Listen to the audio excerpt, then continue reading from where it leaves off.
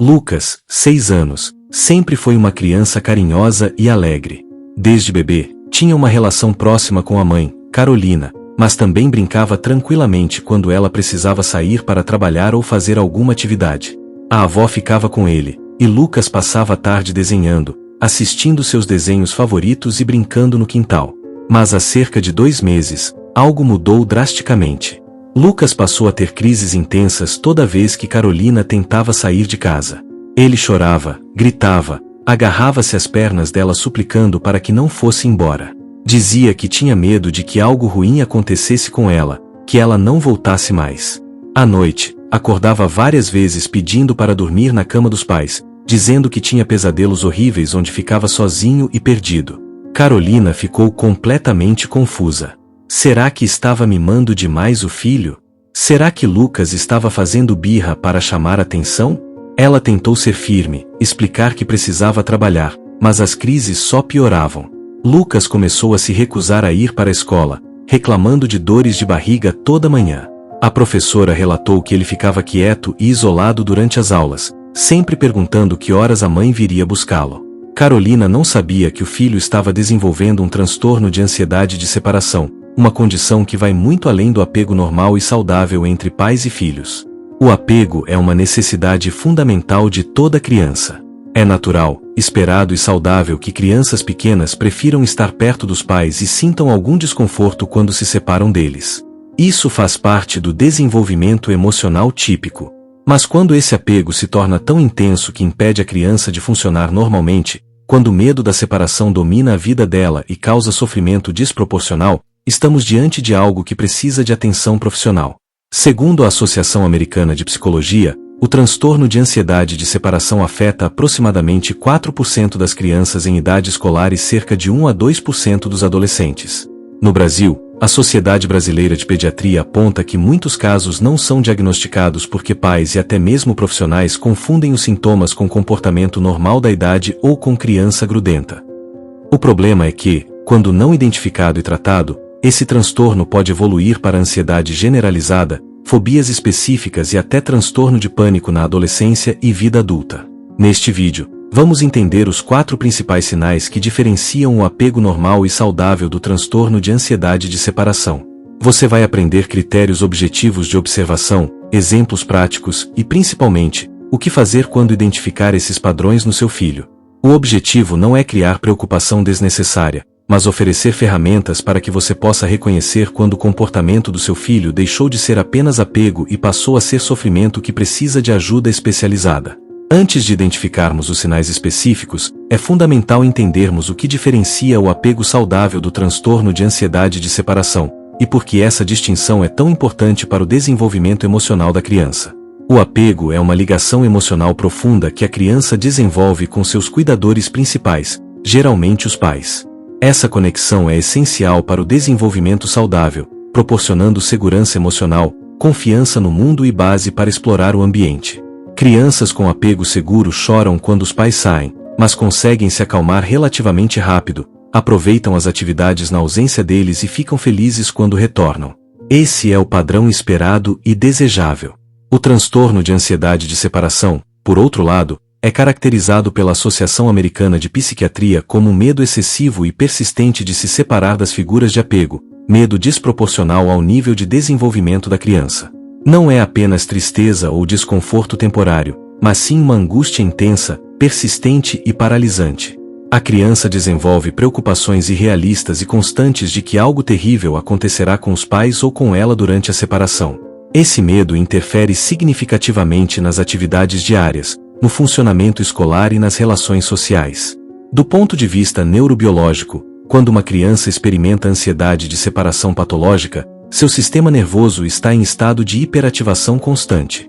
A amígdala cerebral, região responsável pelo processamento do medo, fica excessivamente sensível a qualquer sinal de separação iminente. Mesmo pequenas situações, como a mãe ir ao banheiro ou sair rapidamente para comprar pão, são interpretadas pelo cérebro da criança como ameaças graves. O corpo libera cortisol e adrenalina em níveis elevados, gerando sintomas físicos reais como taquicardia, sudorese, náuseas e dores abdominais. Segundo a Organização Mundial da Saúde, O transtorno de ansiedade de separação geralmente surge entre 5 e 7 anos de idade, embora possa aparecer mais cedo ou mais tarde.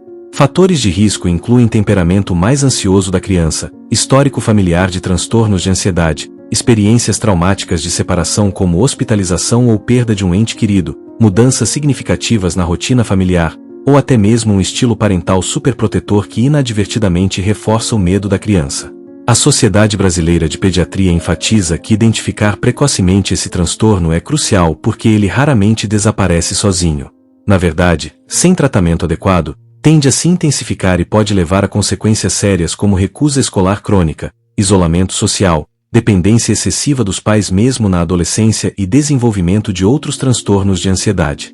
Por outro lado, quando identificado e tratado com terapia cognitivo-comportamental adequada, a taxa de recuperação é muito alta e a criança desenvolve ferramentas emocionais valiosas para lidar com separações de forma saudável. O que torna esse transtorno particularmente desafiador para os pais é justamente a dificuldade em distinguir o que é normal do que é patológico. Afinal, qual pai ou mãe não fica tocado quando o filho chora pedindo para não ir embora? A tendência natural é ceder, adiar a separação, tentar consolar prolongadamente. Mas quando o padrão se estabelece e se intensifica, essas reações bem-intencionadas podem inadvertidamente reforçar a ansiedade da criança, criando um ciclo difícil de quebrar. Por isso, conhecer os sinais objetivos que indicam quando cruzamos a linha entre apego normal e transtorno ansioso é fundamental para buscar a ajuda certa no momento certo. O primeiro sinal importante que diferencia apego normal de ansiedade de separação é a intensidade e duração das reações emocionais no momento da separação. Não estamos falando de algumas lágrimas ou de um pedido para que o pai ou a mãe fique mais um pouquinho. Estamos falando de crises intensas, desproporcionais e prolongadas que acontecem sistematicamente toda vez que a separação se aproxima.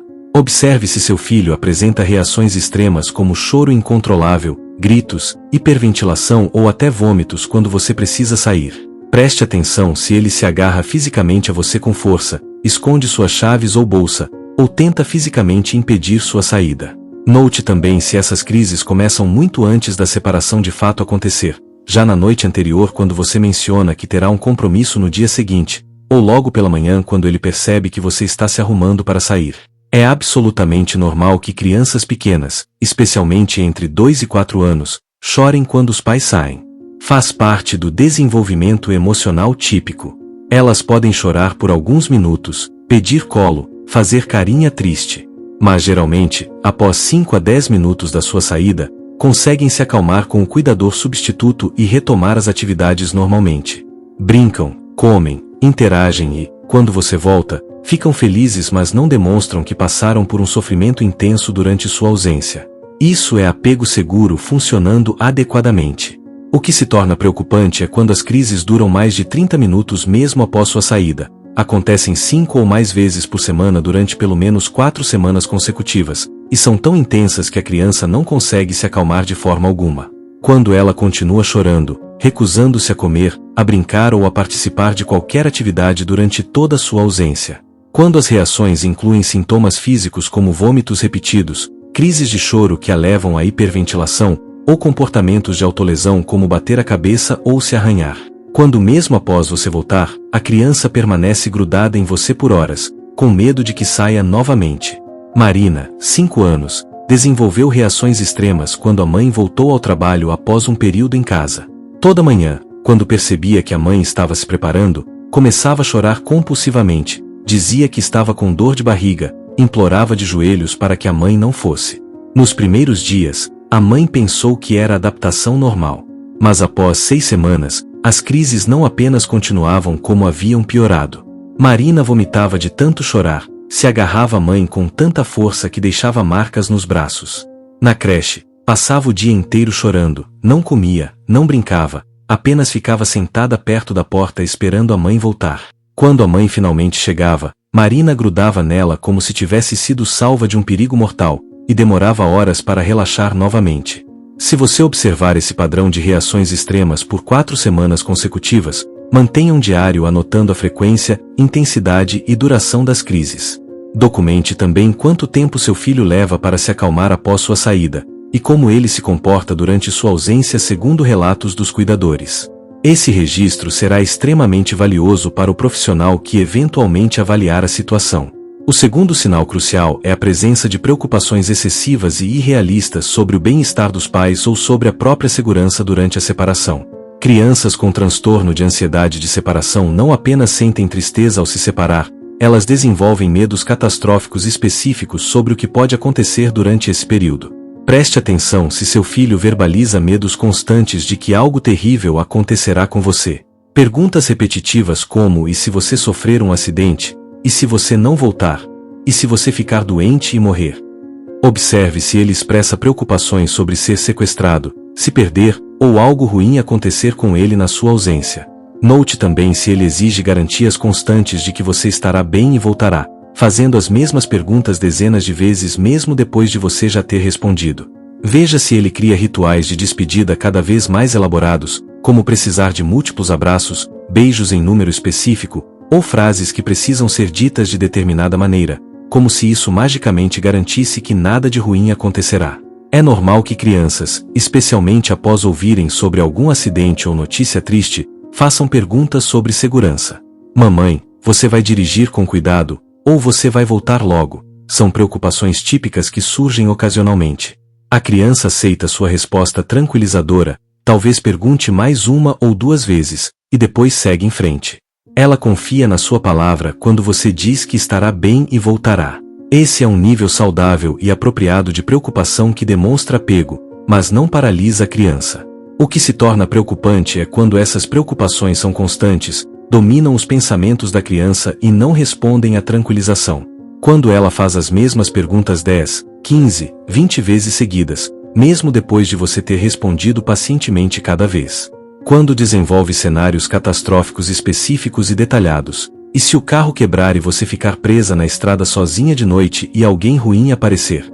Quando essas preocupações aparecem diariamente por mais de um mês, interferindo no sono, nas brincadeiras e no funcionamento geral. Quando a criança começa a evitar falar sobre separações futuras porque só de pensar já fica angustiada, ou quando passa a ter sintomas físicos como dores de cabeça ou de barriga nos momentos em que precisa pensar em ficar longe de você. Pedro, 7 anos, começou a bombardear a mãe com perguntas angustiadas toda vez que ela precisava sair. Mãe, você promete que não vai bater o carro? Você promete que vai olhar antes de atravessar a rua?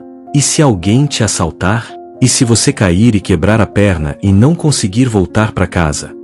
No início, a mãe respondia tranquilamente, mas Pedro fazia as mesmas perguntas imediatamente depois, como se não tivesse ouvido as respostas. Chegou ao ponto de fazer a mãe prometer mais de 50 vezes seguidas que voltaria. À noite. E acordava chorando dizendo que tinha sonhado que a mãe tinha morrido e ele tinha ficado sozinho para sempre. Parou de conseguir brincar ou se concentrar em qualquer atividade quando sabia que a mãe sairia nas próximas horas. Acompanhe a frequência e o conteúdo dessas preocupações por 3 semanas. Anote as perguntas específicas, quantas vezes são repetidas mesmo após sua resposta, e se há temas recorrentes nos medos da criança. Observe também se essas preocupações aparecem apenas em relação a você ou se estendem a outros cuidadores importantes, e se aumentam em intensidade com o tempo ou permanecem estáveis. O terceiro sinal importante são as queixas físicas recorrentes que surgem especificamente em situações de separação ou antecipação de separação. O corpo da criança manifesta ansiedade através de sintomas somáticos reais e mensuráveis, não imaginários. Essa é uma das formas mais comuns pelas quais crianças pequenas expressam sofrimento emocional que ainda não conseguem verbalizar adequadamente. Observe se seu filho passou a reclamar sistematicamente de dores de barriga, náuseas ou dores de cabeça toda vez que sabe que vocês vão se separar. Preste atenção se esses sintomas aparecem especificamente nos dias de escola pela manhã, ou quando você menciona que terá um compromisso à noite, ou quando ele sabe que vai dormir na casa dos avós. Note também se os sintomas desaparecem rapidamente quando você cancela a saída ou decide levá-lo junto, o que demonstra claramente a conexão entre os sintomas físicos e a ansiedade de separação. Veja se há padrões como vômitos recorrentes antes de ir para a escola, queixas de tontura ou falta de ar quando você está se preparando para sair, ou até sintomas como tremores e sudorese quando a separação está próxima. É perfeitamente normal que crianças ocasionalmente tenham dores de barriga antes da escola, especialmente em dias de prova ou apresentação. Também é comum terem sintomas físicos quando estão realmente gripadas ou com alguma infecção. Uma criança pode até desenvolver dor de barriga pontual por ansiedade diante de uma situação nova ou estressante, como o primeiro dia de aula.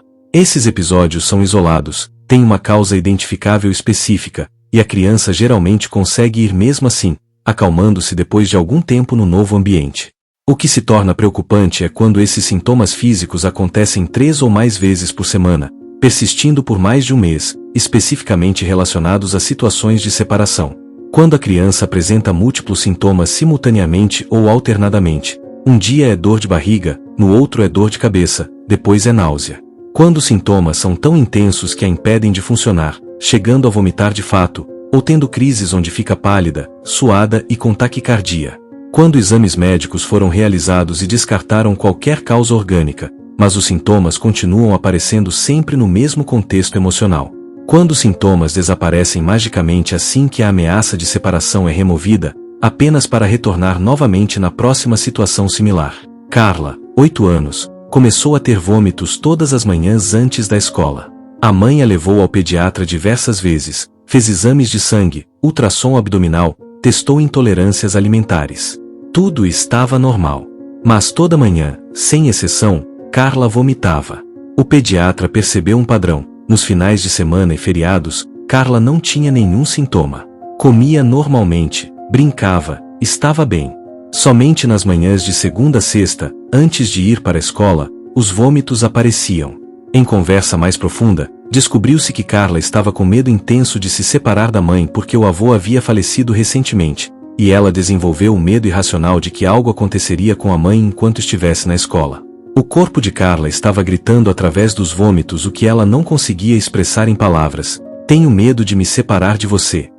Mantenha um diário dos sintomas físicos por 4 semanas, anotando quando aparecem, em que contexto, qual a intensidade, e se há algum padrão relacionado a situações de separação. Depois de descartar causas médicas com o pediatra, se os sintomas persistirem especificamente ligados a separações, considere seriamente a possibilidade de ansiedade de separação se manifestando através do corpo. O quarto e último sinal são os comportamentos de evitação e recusa que interferem significativamente na vida normal da criança. Quando a ansiedade de separação evoluir para um transtorno, a criança começa a estruturar toda a sua vida em torno de evitar situações que envolvam se separar dos pais, comprometendo seu desenvolvimento social, acadêmico e emocional. Observe se seu filho passou a se recusar consistentemente a ir para a escola, mesmo que antes gostasse.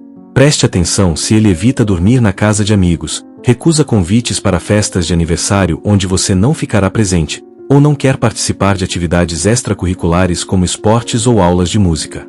Note também se ele desenvolveu resistência a dormir sozinho no próprio quarto, insistindo em dormir na cama dos pais todas as noites, ou acordando múltiplas vezes durante a noite para verificar se você ainda está em casa. Veja se há recusa em ficar com outros cuidadores de confiança, como avós, tios ou babás que antes eram aceitos tranquilamente. É normal que crianças pequenas, especialmente até os 4 ou 5 anos, prefiram dormir perto dos pais ocasionalmente, especialmente quando estão doentes, assustadas com um pesadelo, ou passando por alguma mudança na rotina. Também é esperado que crianças possam não querer ir a determinados lugares ou atividades simplesmente porque não têm interesse, ou que ocasionalmente prefiram ficar em casa em vez de ir a uma festa. Esses comportamentos são pontuais, flexíveis e não causam sofrimento intenso nem impedem o desenvolvimento normal da criança. O que se torna preocupante é quando a evitação é sistemática, rígida e claramente motivada pelo medo de separação. Quando a criança se recusa a ir para a escola 5 ou mais dias consecutivos, ou falta com frequência devido a crises relacionadas à separação. Quando ela não consegue dormir sozinha há mais de um mês, mesmo sendo essa uma habilidade que já havia conquistado anteriormente. Quando recusa todas as oportunidades de socialização independente, não aceita ficar com nenhum outro adulto além dos pais, e essa recusa persiste por mais de semanas. Quando os comportamentos de evitação começam a se generalizar para outras áreas, como recusar-se a ficar em outro cômodo da casa sozinha, ou precisar que um dos pais esteja sempre no campo visual, mesmo dentro de casa. Gabriel, 9 anos, que antes dormia tranquilamente no próprio quarto e adorava passar finais de semana na casa dos avós, mudou completamente em 3 meses. Começou a se recusar categoricamente a dormir sozinho, tendo crises de pânico quando os pais insistiam. Dormia entre eles todas as noites, e ainda assim, acordava várias vezes para verificar se ambos estavam ali. Recusou todos os convites para festas e passeios de amigos. Parou de ir às aulas de judô que amava. Começou a faltar na escola com tanta frequência que o desempenho acadêmico despencou. Chegou ao ponto de não conseguir ficar em um cômodo diferente da mãe dentro da própria casa, seguindo-a até o banheiro. Sua vida havia se tornado completamente limitada pelo medo de separação, impedindo experiências normais e essenciais para seu desenvolvimento. Acompanhe esses padrões de evitação por 4 semanas, documentando as situações específicas que a criança evita, as reações quando é necessário enfrentar essas situações e o impacto funcional na vida dela. Se você perceber que os comportamentos de evitação estão impedindo que seu filho participe de atividades típicas da idade, prejudicando o desempenho escolar, limitando relações sociais ou causando sofrimento evidente, é hora de buscar avaliação profissional. Agora que identificamos os 4 sinais principais que diferenciam o apego normal de transtorno de ansiedade de separação, vamos entender exatamente o que fazer quando você reconhece esses padrões no seu filho. A forma como você age faz toda a diferença entre ajudar a criança a superar essa fase ou inadvertidamente reforçar a ansiedade. O primeiro passo fundamental é validar os sentimentos sem reforçar os medos. Quando seu filho expressa medo de se separar, não minimize dizendo isso é bobagem ou não tem motivo para ter medo. Mas também evite reagir com ansiedade excessiva ou ceder imediatamente cancelando todos os compromissos. Em vez disso, reconheça o sentimento. Eu vejo que você está se sentindo muito preocupado quando eu preciso sair. Isso deve ser muito difícil para você. Ao mesmo tempo, transmita confiança. Eu entendo seu medo, e vamos trabalhar nisso juntos. Você está seguro e eu sempre volto. Essa abordagem valida a emoção sem validar a crença distorcida de que a separação é realmente perigosa. O segundo passo é criar rotinas de separação previsíveis e consistentes. Crianças ansiosas se beneficiam enormemente de estrutura e previsibilidade. Estabeleça rituais de despedida curtos, carinhosos mas firmes. Por exemplo, um abraço, um beijo, a frase "mamãe vai trabalhar e volta depois do almoço", e então você sai.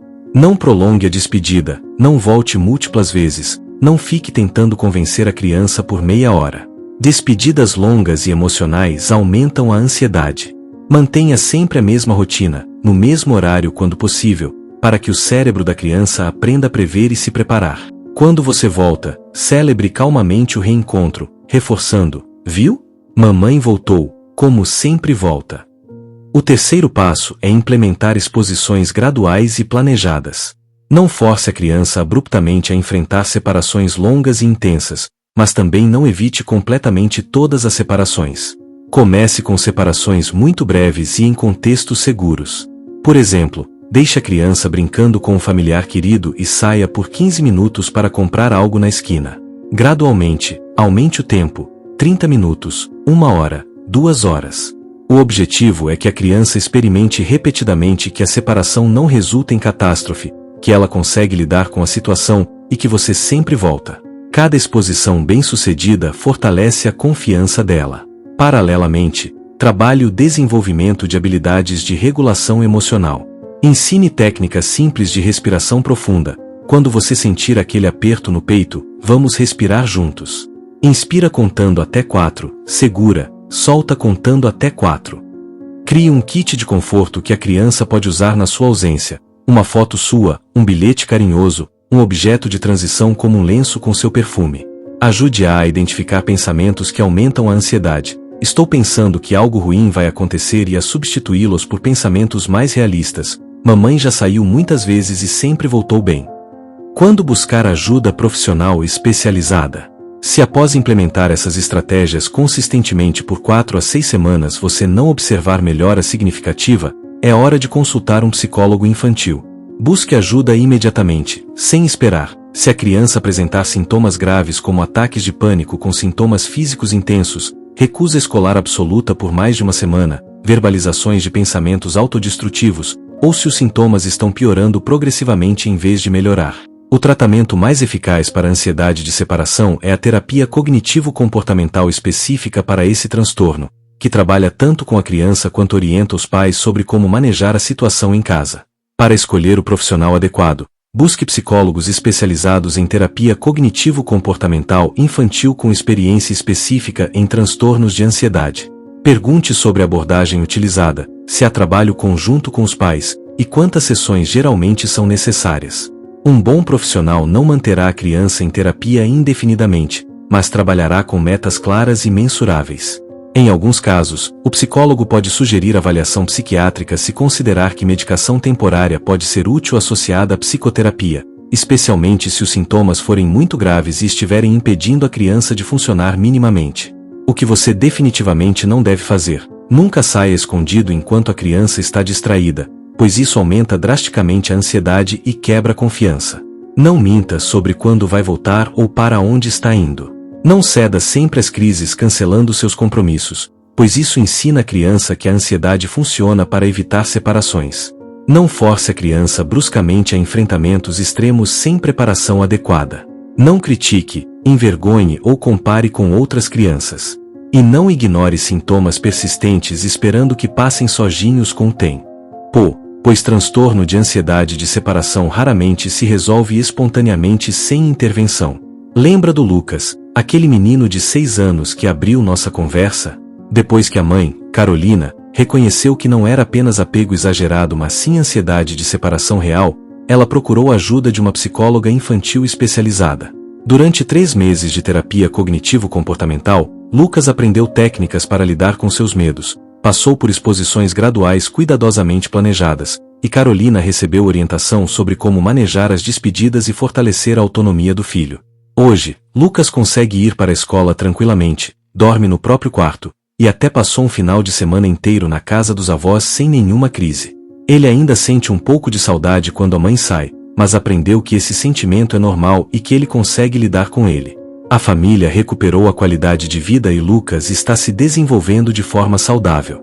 Os 4 sinais que vimos foram: primeiro, reações emocionais extremas e prolongadas no momento da separação, durando mais de 30 minutos e acontecendo 5 ou mais vezes por semana durante pelo menos 4 semanas. Segundo, preocupações excessivas e irrealistas sobre o bem-estar dos pais ou a própria segurança, com perguntas repetitivas que não respondem à tranquilização. Terceiro, queixas físicas recorrentes como dores de barriga, náuseas ou dores de cabeça que aparecem especificamente em contextos de separação, 3 ou mais vezes por semana por mais de um mês. E quarto, comportamentos de evitação sistemática de situações que envolvem separação, como recusa escolar, impossibilidade de dormir sozinho ou rejeição de atividades sociais independentes por mais de 6 semanas. Se você ou alguém que conhece precisa de apoio imediato, existem recursos gratuitos disponíveis. O CVV, Centro de Valorização da Vida, atende pelo telefone 188, 24 horas por dia, todos os dias da semana. É um serviço gratuito e confidencial de apoio emocional. Os CAPs, Centros de Atenção Psicossocial, oferecem atendimento psicológico e psiquiátrico gratuito pelo Sistema Único de Saúde para crianças e adolescentes. Você pode localizar o CAPs mais próximo através da unidade básica de saúde do seu bairro ou pelo site do Ministério da Saúde.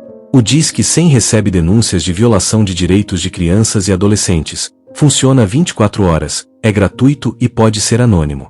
Você não está sozinho nessa jornada.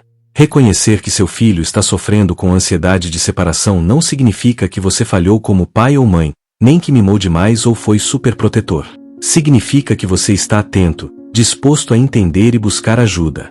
Com identificação precoce, apoio adequado e tratamento especializado quando necessário, o transtorno de ansiedade de separação responde muito bem. Crianças não apenas superam os sintomas, mas desenvolvem habilidades emocionais de regulação e enfrentamento que as beneficiarão por toda a vida. O apego saudável pode ser preservado enquanto a autonomia e a confiança são construídas. Se este conteúdo foi útil para você, inscreva-se no canal Sinais Silenciosos para receber mais informações baseadas em ciência sobre desenvolvimento emocional e saúde mental infantil. Deixe nos comentários: você já vivenciou situação parecida com seu filho? Como diferenciou o apego normal de ansiedade? Sua experiência pode ajudar outras famílias que estão passando pelo mesmo momento agora.